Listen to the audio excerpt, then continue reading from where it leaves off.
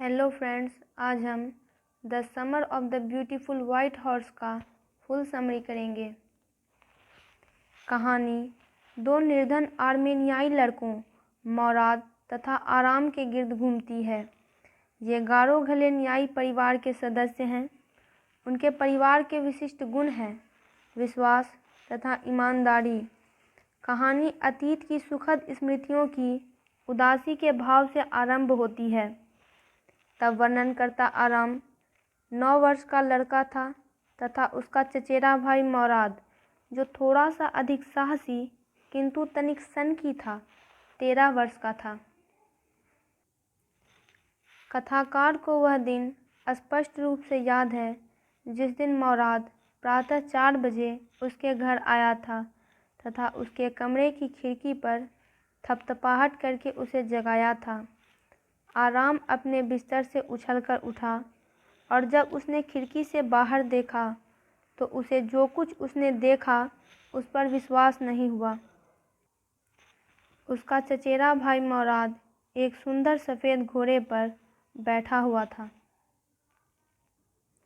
मौराद ने उससे कहा कि यदि वह घुड़सवारी करना चाहता है तो जल्दी करे।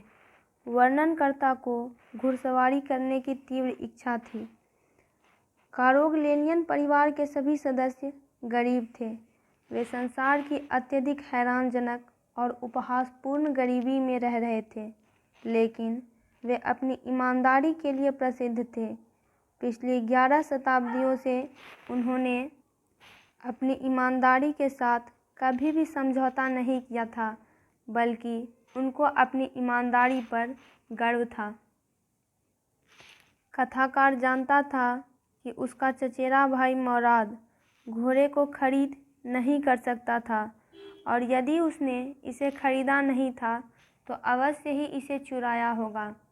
कथाकार यह विश्वास नहीं कर पाया कि उसने घोड़ा चुराया होगा, क्योंकि गारो घलेनियाई परिवार का कोई भी सदस्य चोर हो ही नहीं सकता था।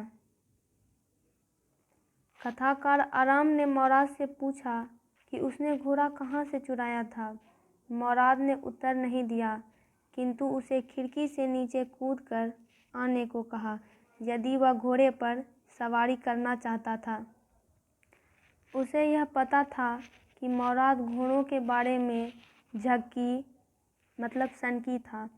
सवारी करने के लिए घोड़े को चुराना वैसी बात नहीं थी जैसे कि धनराशि चुराना अथवा किसी चुराए गए घोड़े को बेचना। कथाकार ने फटाफट वस्त्र पहने। वह खिड़की से आंगन में कूदा तथा अपने चचेरे भाई मौराद के पीछे घोड़े की पीठ पर उछलकर बैठ गया। वॉलनट एवेन्यू स्थित उनके मकान से वे 3 मिनट से कम समय में ऑलिव एवेन्यू पहुंच गए। घोड़ा दुल्की की चाल चलने लगा, क्योंकि वायु ताज़ा तथा सांस लेने में मनोहर थी।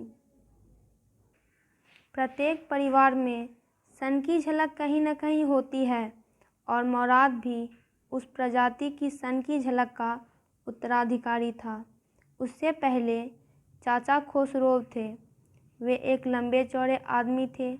उनका सिर विशाल था, बाल काले थे और सान जोक्विन घाटी में सबसे ज़्यादा बड़ी मूछें थी। इतने गुस्सैल, इतने चिड़चिड़े स्वभाव वाले, इतने अधीर कि वे गरजते हुए किसी को भी बातें करने से रोक देते। इससे कोई नुकसान नहीं होगा, कोई ध्यान मत दो, बस बात पूर्ण हुई, कोई फर्क नहीं पड़ता कि कौन बात कर रहा था। एक बार उनका अपना बेटा अरक नाई की दुकान पर दौड़ कर गया, जहां उसके पिता अपनी मूछें तराश रहे थे। उसने उन्हें बताया कि उनके घर पर आग लग गई। वह आदमी खोसरोव कुर्सी पर उठ बैठा और गुर्राया, कोई नुकसान नहीं है, कोई इस बात की तरफ ध्यान मत दो। नाई ने कहा, पर लड़का कहता है कि तुम्हारे घर में आग लगी है। इस पर खोसरोव गुर्राया, बहुत हो चुका, इससे कोई नुकसान नहीं है, मैं कहता हूँ। मौराद को उस परिवार के अत्यधिक सनकी सदस्यों में से एक समझा जाता था। वह गाना गाने लगा या अपेक्षाकृत दहाड़ने लगा।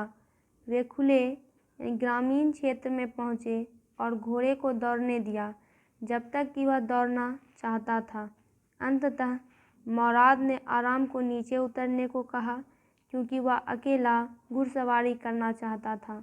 आराम ने उससे पूछा कि क्या वह उसे अकेले को घुड़सवारी करने देगा। मोराद ने उत्तर दिया कि यह तो घोड़े पर निर्भर करता है।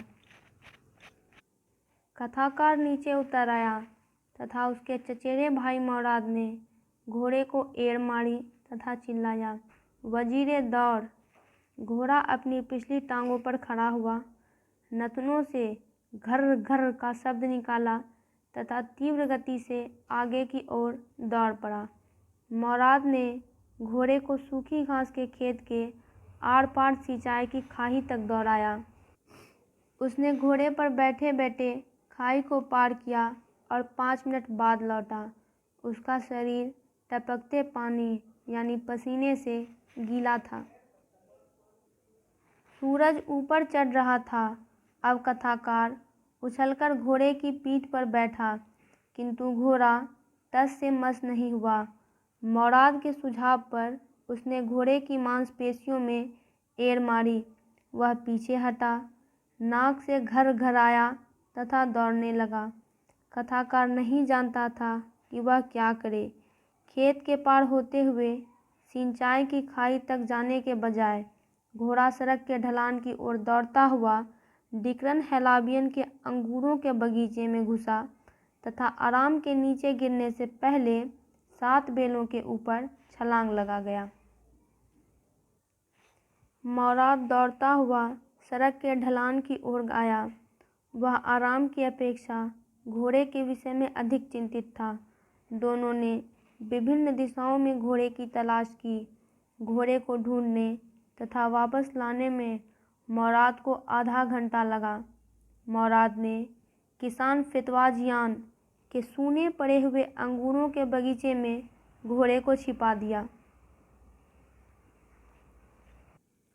वहाँ खलिहान में कुजई तथा हरे चारे वाले अल्फाल्फ के सूखे पौधे थे। कथाकार को यह सूझा कि मोराद तो कुछ समय से शीघ्र प्रातःकालीन घुड़सवारी का आनंद लेता रहा है तथा उसके पास तो केवल उस दिन प्रातःकाल आया था। उसने पूछा, तुमने कितने समय पहले यह घोड़ा चुराया था? मोराद को यह प्रश्न पसंद नहीं आया। कथाकार ने शब्द बदलकर पूछा, तुमने कितने समय से प्रतिदिन सवेरे घुड़सवारी करना आरंभ किया था? उसने उत्तर दिया, आज प्रातः से पहले नहीं। स्पष्टतया वह सत्य नहीं बोल रहा था, किंतु उसने आराम को भी यह कहने को राजी कर लिया। मोराद ने तब आराम को बताया कि घोड़े से इतने भले प्रकार का व्यवहार कराना आसान नहीं था।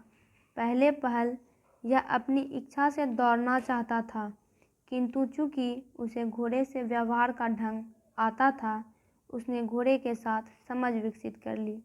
कथाकार घर पहुंचा तथा उसने जी भर के नाश्ता किया। उस अपराह्न उसका चाचा खोसरो उनके घर कॉफ़ी तथा सिगरेट पीने आया। जब वह बैठक में कॉफ़ी की घूंट भर रहा था तथा धूम्रपान कर रहा था, तब एक अन्य आगंतुक वहां पहुंचा। बाद में आने वाला व्यक्ति जॉन बायरो नामक किसान था। वह एक असीरियाई था जिसने अकेलेपन से तंग होकर आर्मेनियाई की भाषा बोलना सीख लिया था। उसे भी कॉफ़ी तथा तंबाकू पेश किए गए। उदासी से आह भरते हुए उसने कहा कि उसका सफ़ेद घोड़ा, जिसे पिछले महीने चुराया गया था, वह अभी भी गायब था। चाचा खोसरो क्रोधित हो गया तथा एक घोड़े की हानि पर विलाप करने के लिए उसे फटकारा। किसान जॉन बायरो नर्म दिल का विशालकाय व्यक्ति था। उसे वहां पहुंचने के लिए 10 मील पैदल चलना पड़ा और उसकी बाईं टांग उसे पीड़ा पहुंचाती थी। उसे घोड़ा $60 का मिला था तथा घोड़े के बिना उसकी 4 पहियों वाली घोड़ा गाड़ी व्यर्थ थी। जो ही किसान जॉन बायरो वहां से गया, आराम दौड़कर अपने चचेरे भाई मोराद के घर गया तथा उसे प्रत्येक बात बता दी। उसने मोराद से कहा कि वह घोड़े को तब तक न लौटाए जब तक वह घुड़सवारी ना सीख ले। उसने सुझाव दिया कि वह घोड़े को 1 वर्ष या कम से कम 6 महीने रख ले। मोराद ने सोचा कि वह एक गोरा घलेनियाई को चोरी करने का आह्वान कर रहा था। उसने घोड़े को इसके सही स्वामी को लौटाने का निश्चय किया। 2 सप्ताह तक प्रत्येक सवेरे तड़के ही मोराद एवं आराम घोड़े को सूने अंगूर के बगीचे से, जहां उन्होंने इसे छुपा रखा था, निकाल लेते थे तथा इस पर सवारी करते थे। प्रत्येक सवेरे घोड़ा अंगूर की बेलों तथा छोटे वृक्षों के ऊपर से छलांग लगाता, आराम को फेंक देता तथा दौड़ जाता। फिर भी आराम को आशा थी कि वह मोराद की भांति ही सवारी करना सीख लेगा। एक दिन फेतवाजियन के सूने अंगूरों के बगीचे को जाते समय उनकी किसान जॉन बायरो से, जो कि नगर को जा रहा था, भेंट हो गई। मोराद ने उसका अभिवादन किया। किसान ने उत्सुकता से घोड़े का अध्ययन किया तथा उन्हें शुभ प्रभात कहा। उसने उनके घोड़े का नाम पूछा। मोराद ने बताया कि वे उसे मेरा दिल कहा करते थे। जॉन बायरो ने इसे सुंदर घोड़े के लिए एक सुंदर नाम कहा। उसे पक्का विश्वास था कि यह वही घोड़ा था जिसे कई सप्ताह पहले उसके यहाँ से चुराया गया था। उसने पूछा कि क्या वह घोड़े के मुंह में देख सकता था। घोड़े के दांतों का निरीक्षण करने के उपरांत किसान शपथ लेकर यह कहने को तैयार था कि यह उसका अपना घोड़ा था, किंतु चूंकि उनके परिवार का ईमानदारी के लिए यश सुविख्यात था, वह इसे चुराया हुआ घोड़ा नहीं कहेगा। फिर भी यह उसके घोड़े का जुड़वां था। अगले प्रातः काफ़ी पहले लड़के घोड़े को जॉन बायरो के अंगूरों के बगीचे में ले गए तथा उसे खलिहान में छोड़ दिया।